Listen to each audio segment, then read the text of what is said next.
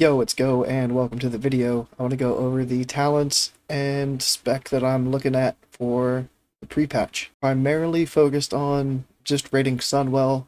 This spec might not be as great for Black Temple or Hyjal if you're doing other raids or 10-man content. So for this spec in particular is going to be based just around Sunwell. Starting off with the first tier, I want to max out Starlight Wrath, of course, and not really worry about Genesis ever. I'm not too focused on any of the dot damage. I've never been impressed with insect swarm damage in TBC, and I don't think the talents, at least in the pre-patch and the gear and everything that we have, is gonna make insect swarm worth it. And even Moonfire might still be worth it to cast. We'll get into that. But an extra 5% for talent points just for Moonfire damage, I can't justify putting any points into Genesis. Down to the second tier, we've got Nature's Majesty. I've got to put 2 points in there. 4% passive crit for 2 points. Seems pretty good. Wrath, Starfires, and Starfall. And again, since I'm not really looking to buff my dots, I'm going to hold off on putting any points into improved Moonfire for now, and instead put the points into Moonglow to help with our mana.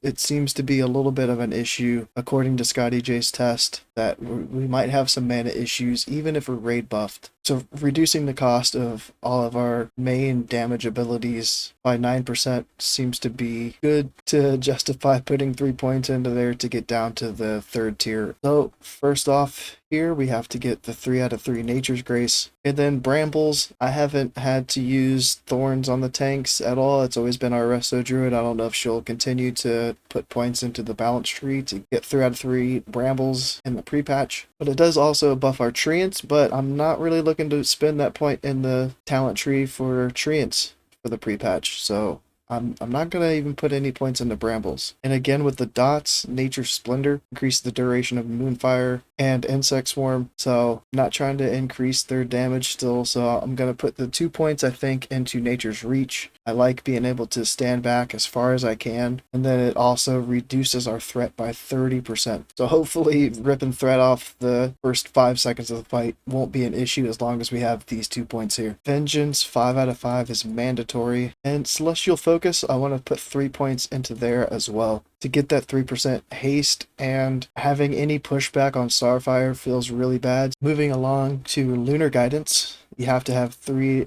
points into there, increase your spell power by 12% of your intellect, which did get reduced from, I think it was 25% in TBC, so a little bit of nerf on Lunar Guidance, but we do get more spell power from our spirit later on in the tree, so still worth it, I think, to get the 12% from our int. Now that we've reached Insect Swarm, I'm just going to pass right over it.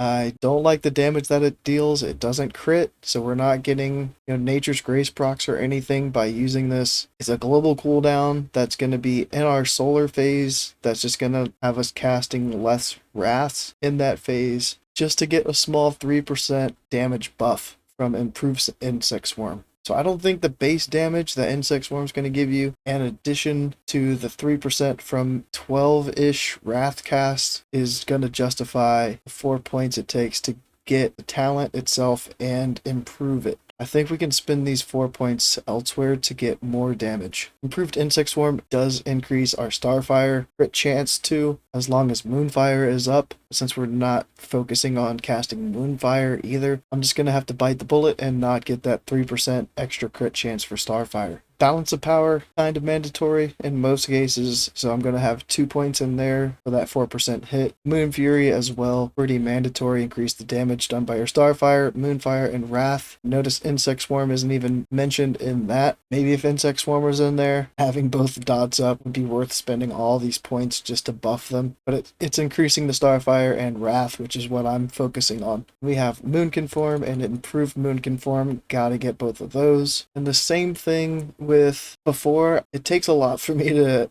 spend points or get set bonuses that revolve around crit percentage. It's too much RNG for me. The 3% hit from Improved Fairy Fire is going to be put up by other classes, so we don't really need to worry about having Improved Fairy Fire for the hit anymore. So having that 3% crit chance by putting this up, it's hard for me to put the points in here. So for the pre-patch, I'm just going to skip over it. We have to have 5 out of 5 Wrath of Cenarius. Alkin Frenzy, we're going to skip it for now, but we might be able to put some points in there if it does seem like it's worth it once the beta comes out and we see how this is proccing off of what spells on what bosses and things like that. So we need to have the 3 out of 3 Eclipse. Typhoon I'm not too impressed by. It could help in certain trash situations, maybe a couple boss fights too, as long as the ads are not immune to the knockback. It is only 1 point. I don't know if I can even justify the 1 point into Typhoon. Same thing with Force of Nature, focusing on Sunwell only. A lot of the bosses have mechanics where these treants might just die in 3 to 5 seconds after you've used it and not be able to make up for the global cooldown used to cast them. Onto Gale Winds, again,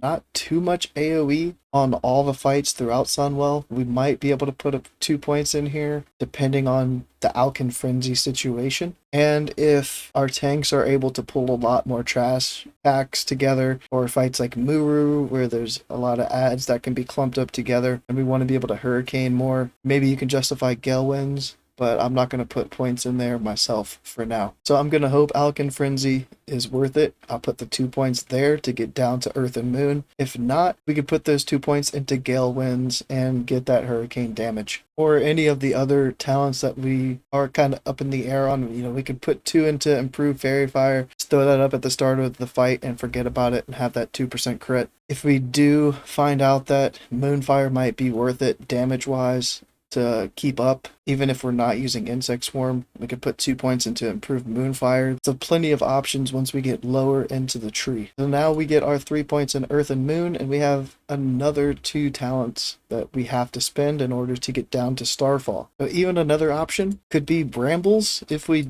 did want to have the Force of Nature for the boss fights where it might matter a little bit and be worth the global cooldown to have. And we could have the 1 point in Force of Nature, 3 into Brambles, and then that could get us enough talent points spent to get down to Starfall. And if we're buffing our Improved Moonfire, we could put a point into Nature's Splendor to help us get down to Starfall as well. So I'll have 2 in Alkin Frenzy and 2 in Gale Winds and see how that works and change it up to any of those other options if they feel better. We're going to cap out our balance tree with Starfall and move over to the Resto tree. So right now we have 10 more points we can spend. I want to have the 2 in Improved Mark of the Wild, which increases all of our total attributes by 2%. It's going to add a little bit of spell power, and anytime I can get some more spell power, I'm going to go for it. Same thing with Furor. I want to have 5 points in Furor. Increases your total int while in Moon Conform by 10%. So more mana equals more spell power. So now we have 3 more points left to spend, and we can go fill in any of the other talents that we want to from the balance tree. Once we want to get to Omen of Clarity,